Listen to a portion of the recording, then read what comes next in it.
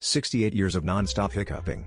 From 1922 to 1990, Charles Osborne hiccuped an estimated 430 million times, holding the record for the longest bout of hiccups ever. It all started when he was trying to weigh a hog for slaughter, and a sudden fall triggered his diaphragm into a continuous spasm.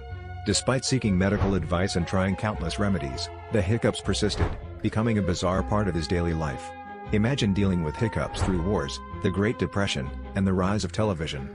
Finally, the hiccups mysteriously stopped one morning in 1990, leaving doctors and scientists puzzled.